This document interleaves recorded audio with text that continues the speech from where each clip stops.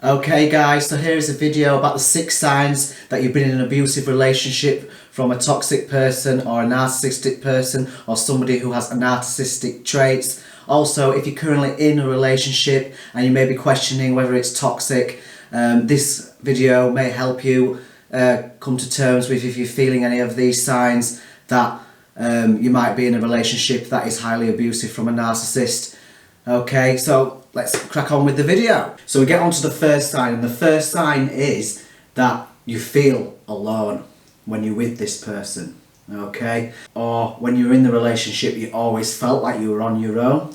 Because you got to remember, when you're with this person, the love that you see is just a pretense, okay? And when you're with the person, and you may be with this person currently now, you're sleeping in the same bed as them, you're living in the same house, but it doesn't feel like you're together. You always feel like you're on your own. You don't feel like you're actually in a relationship. And that person that you're actually with is just a pretense. It's a pretense of love. So really, in fact, that person doesn't exist. So really, you're being abandoned in any way, shape or form. This is usually probably when they're giving you the silent treatment, or they don't seem to be always around when you need them.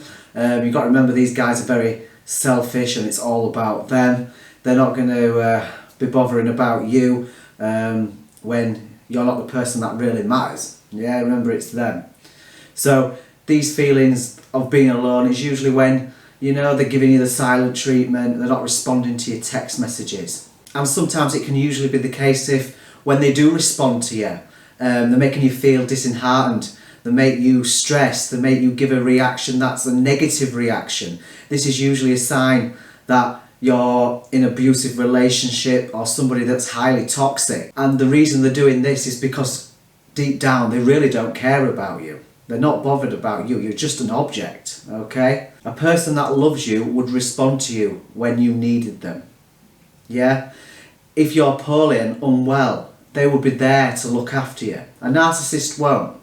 They won't even bother, because you think that they love you, but like I said, it is a false. And somebody that loves you will want to spend the time with you. They won't be jumping in and out of a relationship with you.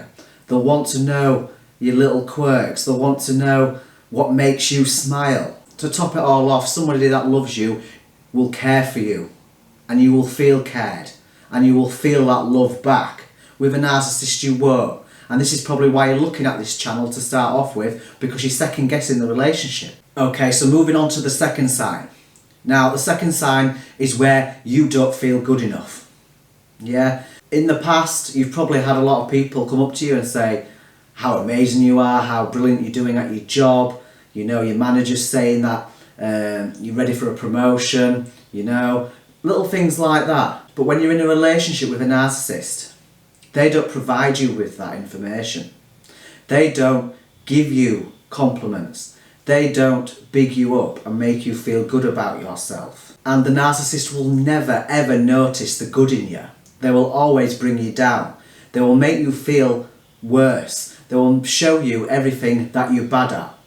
And usually this is a gaslighting technique anyway, to make you think that you are a bad person when really you're not. Remember, it's all about them. They're mirroring their image onto you. A lot of narcissists like to ridicule and mimic their partners or anybody that's close to them.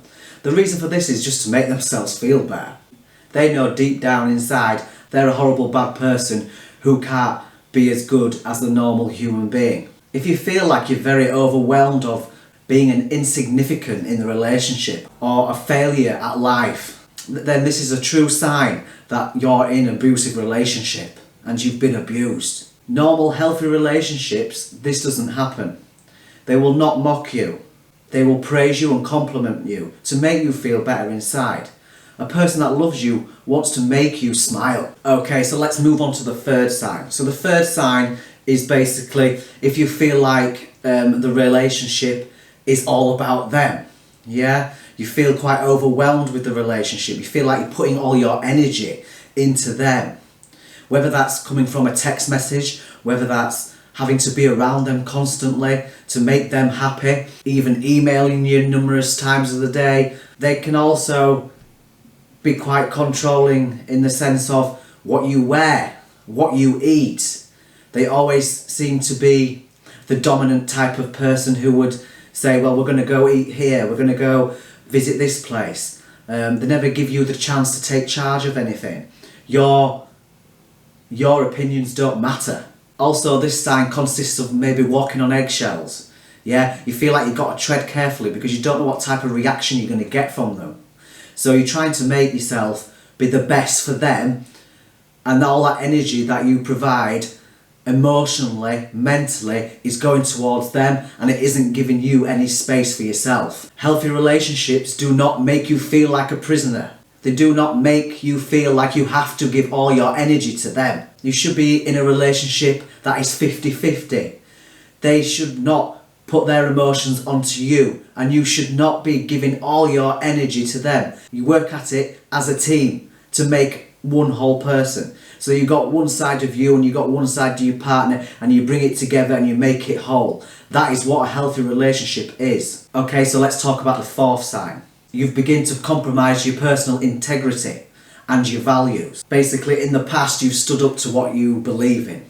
Yeah, you stood up to your values and what you feel is right and wrong. But now, because you're in a relationship that could be toxic and it could be narcissistic, you're actually tolerating things that make you feel a little bit uncomfortable.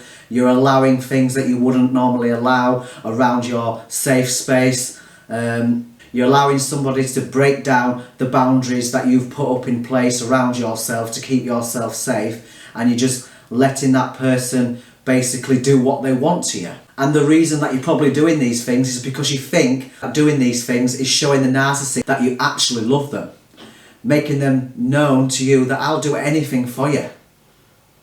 That's not how true love works.